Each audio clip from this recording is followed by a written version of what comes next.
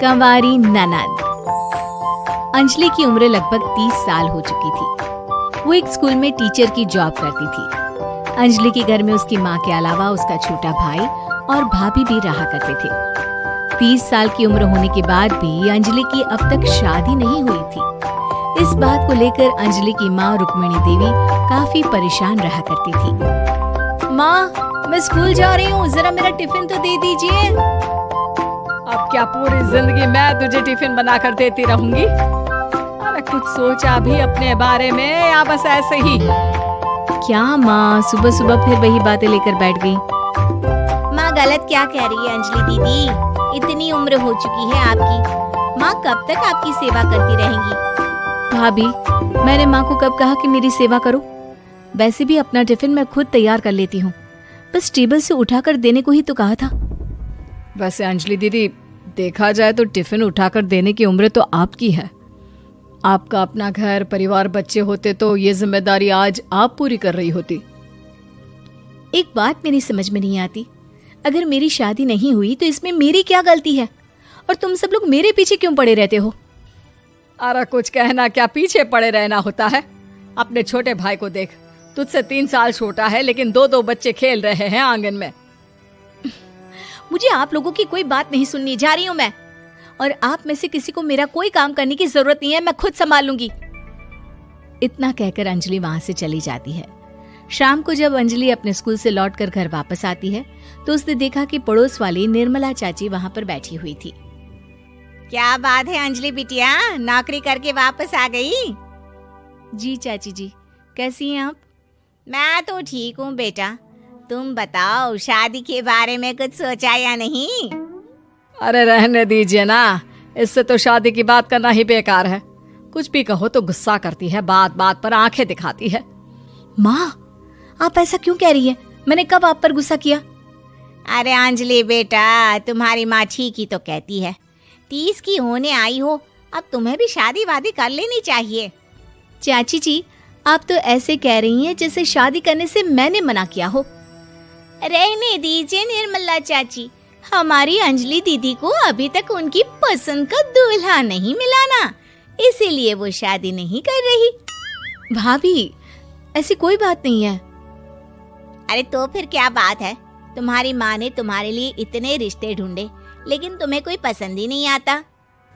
क्या है ना चाची जी, हमारी ननद रानी नौकरी जो करती है ऐसे ही थोड़ी ना किसी को पसंद कर लेंगी।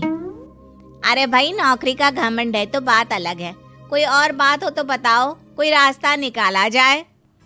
नहीं चाची जी, कोई बात नहीं है, बस मुझे अभी तक अपनी पसंद का कोई मिला नहीं है। सुन लिया आपने, इस लड़की के तो पर निकल आए हैं और इतनी उम्र में अपनी पसंद का कोई मिलेगा भी नहीं इसे। माँ, आप मेरी शादी को लेकर हमेशा मुझे ताने क्यों मारती रहती हैं? अपनी माँ की बातें तो ताने लगती है।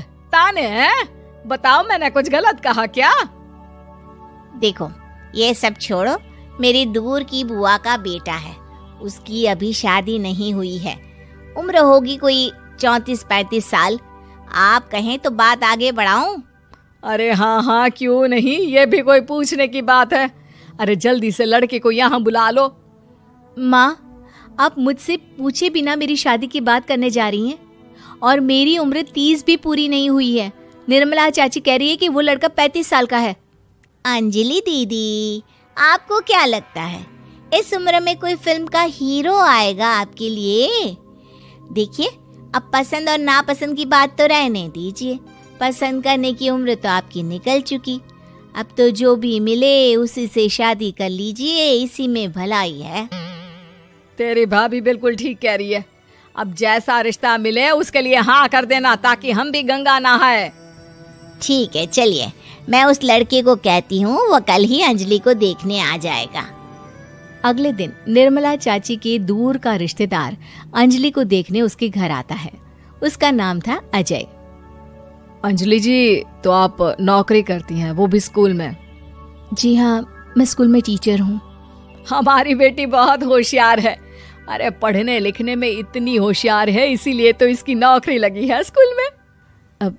हाँ ठीक है आंटी जी, जरा मुझे भी तो बात करने दीजिए आपकी बेटी से। जी पूछिए ना, क्या पूछना चाहते हैं?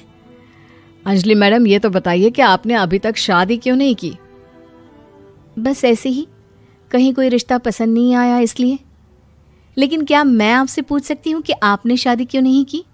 अंजलि, क्या कर रही हो तुम? लड़कियों को इस तरह की बातें नहीं शोभा देती। रहने दीजिए आंटी जी, आपकी बेटी काफ़ी पढ़ी लिखी है, मैं उनके सवाल का जवाब दे ही देता हूँ। वो क्या है ना, मुझे भी अभी तक अपनी पसंद की कोई लड़की नहीं मिली। अच्छा, कोई बात नहीं। वैसे आपकी तनख्वाह कितनी है? कितना कमा लेती हैं महीने का? जी यही कोई 25,000 महीने। बस 25,000? इतने से क्या होता है? इतने से तो आजकल घर भी नहीं चलता। आपके कहने का क्या मतलब है? अरे मैं तो ये सोच कर आया था कि नौकरी वाली लड़की है, आराम से 40,000 कमाती होगी। माफ कीजिएगा, आपका और मेरा रिश्ता नहीं हो सकता। जी कोई बात नहीं, मुझे भी आपके साथ शादी करने में कोई इंटरेस्ट नहीं है। अंजलि, किस तरह की बात कर रही हो? घर आए रिश्ते को ठुकरा रही हो तुम। दीदी, अब इस उम्र में आपको इतनी अकड़ नहीं दिखानी चाहिए। अच्छा खासा रिश्ता हाथ से निकल गया, कहीं ऐसा ना हो कि जिंदगी भर कुंवारी ही रह जाओ आप। कुछ दिन और ऐसे ही निकल जाते हैं और अंजलि की शादी कभी नहीं होती। अंजलि के परिवार वाले बिंदास उसे ताने मारते रहते हैं, लेकिन अंजलि एक बड़ी नौकरी की तैयारी करती है और उसमें सिलेक्ट होने के बाद अंजलि को एक बहुत बड़ी नौकरी मिल जाती है। अब तो दीदी के नखरे और भी ज्यादा बढ़ जाएंगे भाई। अब तो इतनी बड़ी नौकरी जो लगी है, अब इनकी शादी होने से रही। माँ, मुझे नौकरी के लिए दूसरे शहर जाना पड़ेगा। आप जानती हैं ये बहुत बड़ी जॉब है और इसमें पैसे भी बहुत ज्यादा मिलेंगे। अच्छा, कितने पैसे मिलेंगे बेटा? माँ, मुझे हर महीने 90,000 सैलरी मिलेगी। क्या? अरे वाह वाह, ये तो बहुत अच्छी बात है। लेकिन फायदा क्या? कितने भी पैसे मिले, शादी तो हुई नहीं ना तुम्हारी। अंजलि नौकरी करने के लिए दूसरे शहर में चली जाती है और जब कुछ महीनों के बाद वो वापस घर आती है तो उसे अपने पति के साथ देखकर उसके घर वाले हैरान रह जाते हैं। अरे अंजलि, तूने शादी कर ली और हमें बताया तक नहीं। और दामाद जी करते क्या हैं?